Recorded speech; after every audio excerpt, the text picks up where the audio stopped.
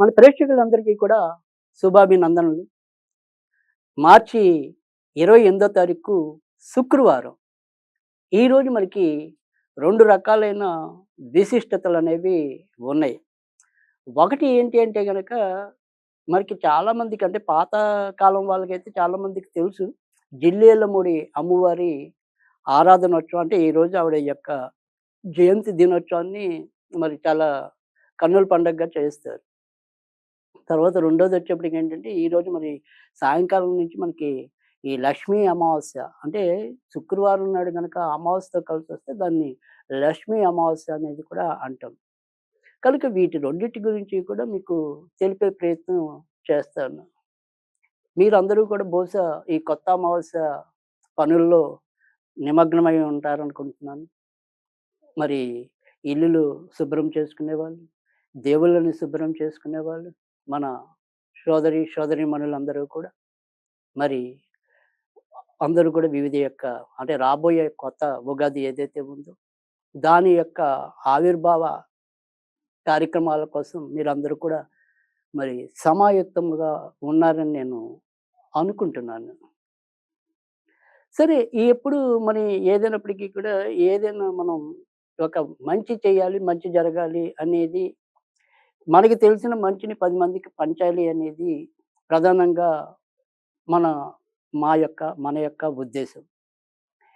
అలాగే ఈరోజు ఏదైనప్పటికీ కూడా అంటే ఒక ఈ జిల్లేలమూడి అమ్మగా మనందరికీ అంటే చాలామందికి తెలిసిన అమ్మ జిల్లేలమ్మ. ఇక్కడ మనకేంటంటే చాలామంది మనకి యొక్క ఈ సనాతన ధర్మం అనుకోండి, లేదా మన యొక్క హిందూ సంస్కృతి అనుకోండి, వీటన్నిటిలో కూడా ఇలాంటి ఒక్కొక్క తరంలో ఒక్కొక్క దేవత మనకి విశేషమైన ప్రాధాన్యతని చూపారు. మనుషుల మీద వారి యొక్క ప్రభావాన్ని అవిశ్రాంతంగా చూపించగలిగారు.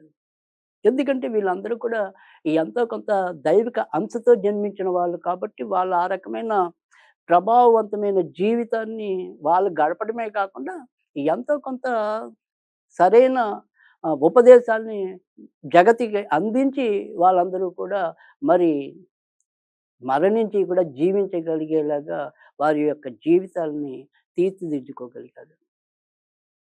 మార్చి అది 1923 మార్చి 28న మనకి ఈ జిల్లెలమూడి అమ్మవారు అంటే అసలు పేరు ఆవిడ అనసూయ అంటాము. ఆవిడ మరికి అవతరించారు. ఆవిడని అందరూ కూడా రాజేశ్వరి అంశగా భావించేవాళ్ళు. నిజానికి ఆవిడ ఒక మంచి సద్గురువుగాను, భగవద్ ఉపదేశకురాలుగాను ఇలా ఉన్నప్పటికీ కూడా ఆవిడెక్కడ కూడా కత్తి విడిచి సాము చేయలేదు.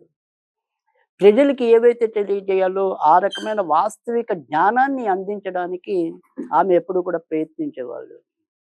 ఒకానొక సందర్భంలో ఒక ఆమె వచ్చి, "అమ్మా నాకు నా కోడలు, నా కొడుకు నాతో బావుండడానికి ఏదైనా మంత్రం ఉపదేశించమంటే" ఆవిడ ఒకటే మాట అంటారు. "నువ్వు నీ ఇంట్లో నీ యొక్క కూతుర్నెలా చూసుకుంటున్నావో, నీ అల్లుడినెలా చూసుకుంటున్నావో, వీళ్ళని కూడా అలాగే చూసుకో. అప్పుడు నీకు మంత్రంతో పని లేదు" అని చెప్పి. అంటే ఒక మహిళ తన యొక్క బాధ్యత కొడుకు, కోడల పట్ల గాని, కూతురు, అల్లుల పట్ల గాని ఒకే రకమైన రీతిలో ఉండాలి. పక్షపాత దృష్టి ఉండకూడదని చెప్పి ఆమె చాలా సున్నితంగా చెప్పిన విషయం. అలాగే తిథులు నీ జీవితాన్ని, నీ గతిని మార్చలేవంటారు. అంటే ఇక్కడ ఏదైనప్పటికీ కూడా ఆవిడ మొదటెప్పుడు కూడా మనకి వాస్తవిక జ్ఞానం నుంచే దైవిక జ్ఞానాన్ని వైపు రప్పించే ప్రయత్నం చేసేవారు ఆవిడెప్పుడు కూడా. అలాగే మళ్ళీ మరొక ముఖ్యమైన విషయం ఏంటంటే ఆమె అంటారిప్పుడు, "నువ్వు నీకు పని చేతనైతే నువ్వు చెయ్యి. నీ శక్తి సరిపోకపోతేనే దేవుడి మీద భారం వేయి" అని చెప్పి. అందుకని ఏదైనా సరే మానవ ప్రయత్నం దైవ సహాయం అనే దాన్ని అక్షరాల ఆచరణలోకి తీసుకొచ్చిన పరమోత్తమురాలు మనకి జిల్లేలమూడి అమ్మవారు. కనుక ఆ జిల్లేలమూడి అమ్మవారి గురించి మనం తెలుసుకోవటం గాని, ఆమె యొక్క ఉపదేశాలు మనం వంట పట్టుకోవటం గాని, చాలా చక్కటి మార్గనిర్దేశనాన్ని చేస్తామనటంలో ఎలాంటి సందేహం కూడా లేదు. మరి అలాంటి మాతృమూర్తిని ఈరోజు మనం తలుచుకునే ప్రయత్నం ఈ వంకన చేస్తున్నాం. మరి ఇటు జిల్లేలమూడిలో అయితేనేమి, గుంటూరులో కొన్ని ప్రాంతాల్లో అయితేనేమి, తర్వాత మరి విశాఖపట్నంలో అయితేనేమి, ముఖ్యంగా ఏదైతే మాతృశ్రీ విద్యా పరిషత్తు, మాతృశ్రీ అధ్యయన పరిషత్తు వీటి ద్వారా అనేక విద్యా కార్యక్రమాలు, ఆధ్యాత్మిక కార్యక్రమాలు, అమ్మవారి భక్తులు అనేక రకాలుగా చేయటం అనేది చేశారు. అలాగే కొన్ని కొన్ని మరి జిల్లేలమూడిలో అయితేనేమి, విశాఖపట్నంలో అయితేనేమి, కొన్ని చోట్ల ఆమె యొక్క విగ్రహాన్ని కూడా నెలకొల్పి పూజలు చేస్తున్న వాళ్ళు ఉన్నారు. తరిస్తున్న వాళ్ళు కూడా ఉన్నారు. కనుక ఈ జిల్లెళ్ళమూడి అమ్మవారు అనేది మనకి ఏదైనా సరే ఈ మాతృ సంప్రదాయంలో ఒక అత్యుత్తమ మాతగా మనందరికీ కూడా మిగిలిపోతారు. అలాంటి జిల్లేళ్ళమూడి అమ్మవారిని మనమందరం ఈరోజు తలుచుకోవటం అనేది కొంతవరకు మనకి ఒక రకమైన అదృష్టంగానే చెప్పాల్సి ఉంటుంది. ముఖ్యంగా మరి అసలు పేరు అనసూయ. కానీ ఆమె జిల్లెలమూడి అమ్మవారుగానే మనందరికీ కూడా పరిచయం. కనుక ఎవరైనా సరే ఈరోజు జిల్లెలమూడి ముఖ్యంగా అందరికీ ఏదైనా సరే ఎప్పుడైనా సరే ముఖ్యంగా లలిత అనేది కూడా చాలా విస్తృతంగా మనకి ప్రచారం చేయటం అనేది ఒకటైతే గనక, ఆమె ఎప్పుడు కూడా తన యొక్క భక్తులకి అందించిన నామంలో గాని, లేదా ఆమె భక్తులు ఎక్కువగా కీర్తించే స్తోత్రం గాని ఏదైనా ఉంటే గనక, స్థుతి గాని ఏదైనా ఉంటే గనక, జయ హైమ జయ హైమ జయ జయ హైమ జయ హైమ జయ హైమ జయ జయ హైమ. ఇది ఎక్కువ మనం తలుచుకుంటూ ఉండటం వల్ల కూడా ఈరోజు మంచి అనేది ఉంటుంది. కనుక ఎవరికైనా సరే ఏదైనా సరే పనుల్లో ఎక్కువ ఆటంకాలు కలుగుతున్నప్పుడు ఈ రకంగా అమ్మని ప్రార్థించి ఈ యొక్క మంత్రాన్ని మనం 21 సార్లు చదువుకుని మన యొక్క పనుల్లోకి వెళ్ళినప్పుడు ఎంతో కొంత అది ఉపయోగపడటం అనేది ఉంటుంది. ఇక ఇదే రోజు మరికి ఇందాక మనం ఇంకోటి చెప్పుకున్నాం లక్ష్మీ అమావాస్య.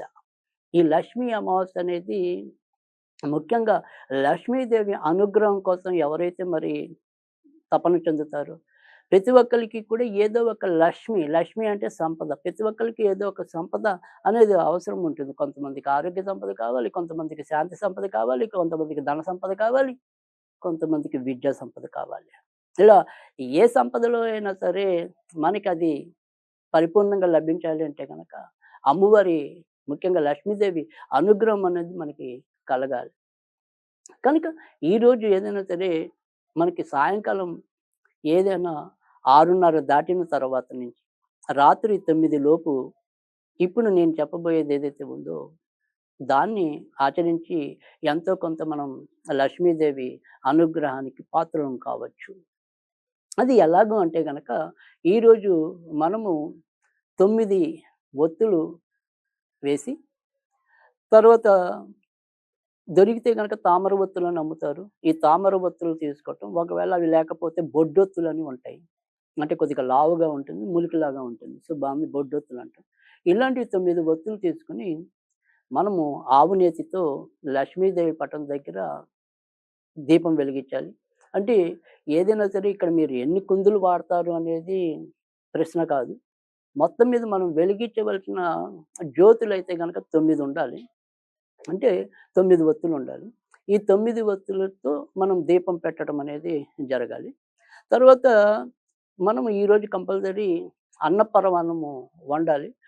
ఈ అన్నపరమాన్నంలో తప్పకుండా మనం యాలకులు గానీ, లవంగాలు గానీ వేసి నివేదన చేయాలి. ఆ రకంగా చేస్తే చాలు. పెద్దగా దీనికేమి కష్టపడాల్సింది లేదు.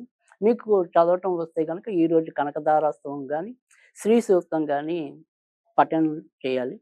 తర్వాత ఒకవేళ ఇలా కుదరకపోతే గనక మనం ఎప్పుడు ఏదైతే ఒక మంత్రం అనేది చెప్తూ ఉంటామో, ఆ మంత్రాన్ని మీరు పఠించినా గానీ తప్పకుండా మంచి జరగటం అనేదైతే ఉంటుంది. అది ఓం శ్రీం, హ్రీం శ్రీం, క్లీం శ్రీం మహాలక్ష్మియే నమః. మళ్ళీ ఓం శ్రీం, హ్రీం శ్రీం, క్లీం శ్రీం. ఇది మహాలక్ష్మియే నమః. ఇది మీరు చేతనైనన్ని సార్లు చదువుకొని, ఆ తర్వాత ఈ యొక్క అన్న పరమాన్నాన్ని నివేదనగా చేయొచ్చు. ఇలా మీరేంటంటే ఇది ఎప్పుడైనా సరే శుక్రవారం అమావాస్య వచ్చినప్పుడు గానీ, శుక్రవారం ఉత్తరా నక్షత్రంతో వచ్చినప్పుడు గానీ, హస్తా నక్షత్రంతో వచ్చినప్పుడు గానీ, ఇలా మీరు మధ్య మధ్యలో ఎప్పుడైనా సరే చేస్తున్నట్టయితే తప్పకుండా మీ అందరికీ కూడా లక్ష్మీదేవి అనుగ్రహం లభించడం అనేది ఉంటుంది. ఈ రకంగా మరి మన వాళ్ళందరూ కూడా మన ప్రేక్షకులందరూ కూడా ఈరోజు చక్కగా ఇటు జిల్లెళ్ళమూడి అమ్మవారి పుట్టినరోజు జన్మదినాన్ని, తర్వాత మరి లక్ష్మీ అమావాస్యగా లక్ష్మీదేవి అనుగ్రహాన్ని ఏకకాలంలో పొందగలుగుతారని ఆశిస్తూ, మరి మీరందరూ కూడా ఆ రకమైన సౌభాగ్యాన్ని పొందాలని కోరుకుంటూ, ఇది ఈ కార్యక్రమం.